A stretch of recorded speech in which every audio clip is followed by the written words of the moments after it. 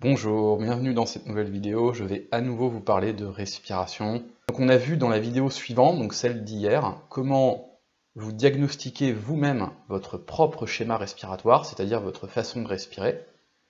Et aussi, je vous ai montré comment rectifier de manière à installer une bonne respiration, c'est-à-dire diaphragmatique, et avec moins de fréquences respiratoires, c'est-à-dire en apprenant à moins respirer, mais pas n'importe comment, d'une façon bien précise, c'est-à-dire inspire, expire, rester sans respirer, ce qui correspond en fait à Baya Kumbhaka, dont je vous ai parlé dans des précédentes vidéos. Là maintenant, je voudrais surtout faire un point d'honneur sur l'aspect fréquence respiratoire, et particulièrement pour les personnes qui souffrent d'anxiété.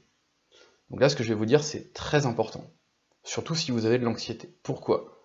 Parce que la respiration cause de l'anxiété. Si vous respirez mal, vous provoquez de l'anxiété. C'est une réalité.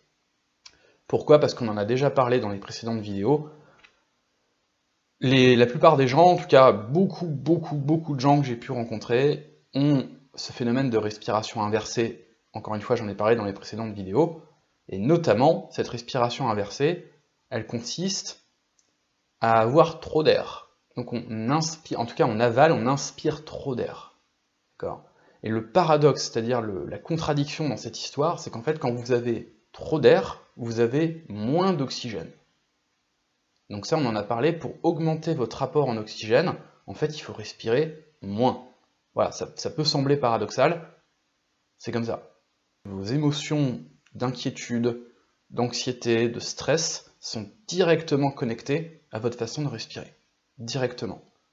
Donc là, ce que je vais vous dire, c'est vraiment très important, même si vous ne souffrez pas d'anxiété d'ailleurs, c'est que non seulement, comme on l'a vu dans la vidéo précédente, il va falloir vous exercer, d'accord ? Visionnez la vidéo si vous ne l'avez pas fait et que vous voulez connaître l'exercice, mais là maintenant, il y a deux erreurs. La première, c'est cette tendance à réaccélérer votre rythme respiratoire. Donc il ne suffit pas de s'entraîner avec les mains, comme on l'a vu dans la vidéo précédente, il s'agit aussi d'apprendre à rectifier votre rythme respiratoire tout au long de la journée. Donc régulièrement dans votre journée, je vous encourage à vérifier où est-ce que vous en êtes. Et particulièrement si vous vous sentez à nouveau inquiet, inquiète, anxieux, anxieuse, stressé, à l'intérieur il y a une tension, il y a un truc qui ne va pas, regardez comment vous respirez, vous serez surpris probablement de constater qu'en fait vous avez relâché votre attention et vous avez de nouveau accéléré la respiration. Je vous rassure, ce ne sera pas comme ça toute votre vie.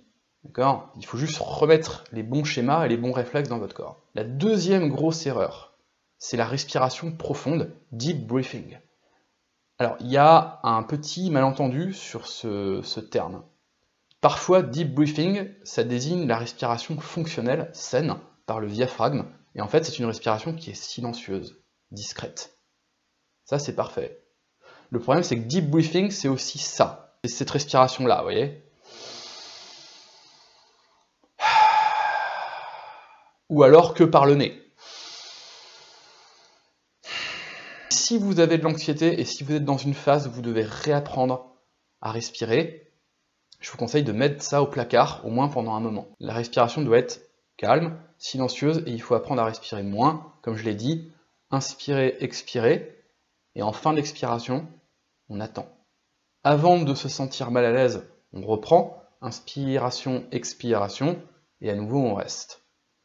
D'accord ? Et régulièrement dans la journée, il faudrait essayer de réinstaller ça.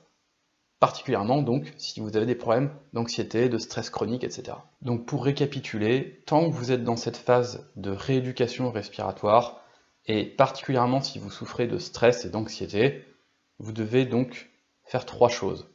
La première, comme je l'ai montré dans la précédente vidéo, faire régulièrement l'exercice avec les mains, pour vérifier que vous utilisez les bons étages par rapport à la respiration. Le deuxième outil que vous devez utiliser, c'est l'auto-observation, c'est-à-dire que vous devez régulièrement, au cours de vos journées, vérifier votre rythme respiratoire. Et particulièrement quand vous vous sentez un petit peu tendu.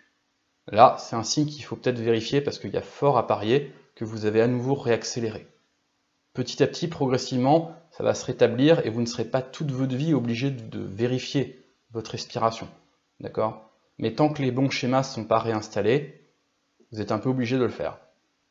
Troisième phase, troisième outil à appliquer, c'est vraiment encore une fois, mettre de côté ces deep breathing, ces respirations où en fait vous avalez trop d'air, vous inspirez trop d'air, et donc vous vous appauvrissez en oxygène. Et si vous souffrez d'anxiété et de stress, ça va déclencher. Ce type de respiration risque de déclencher, particulièrement si en plus vous le faites rapidement. En yoga et dans d'autres pratiques, d'autres disciplines aussi un peu ésotériques, vous avez aussi des respirations de ce type-là. Donc le problème, c'est pas de dire que c'est mauvais, non, ça peut servir d'autres objectifs précis, d'accord?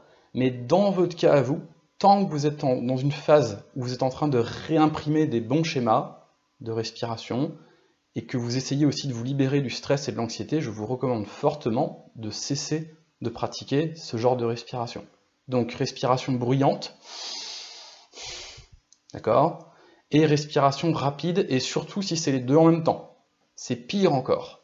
Donc mettez ça de côté pour l'instant, et quand vous aurez un meilleur schéma respiratoire, là vous pourrez éventuellement y retourner, même si je vous conseille de bien vous renseigner sur quel est l'intérêt de ce genre de respiration, parce que, comme vous pouvez le voir dans mes vidéos, si vous ne le saviez pas, la respiration c'est quelque chose d'extrêmement puissant, c'est très très fondamental, parce que ça a vraiment le pouvoir de modifier énormément de choses, notamment sur le plan émotionnel, donc physique, mental, mais le mental c'est aussi les émotions. Tant que vous faites ça, vous êtes déjà à l'abri de vous créer une anxiété inutile.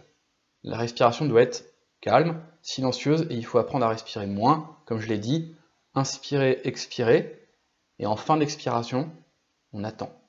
Avant de se sentir mal à l'aise, on reprend, inspiration, expiration, et à nouveau on reste. D'accord ? Et régulièrement dans la journée, il faudrait essayer de réinstaller ça. Particulièrement donc si vous avez des problèmes d'anxiété, de stress chronique, etc. Voilà, je vous remercie, prenez soin de vous et à bientôt pour une prochaine vidéo.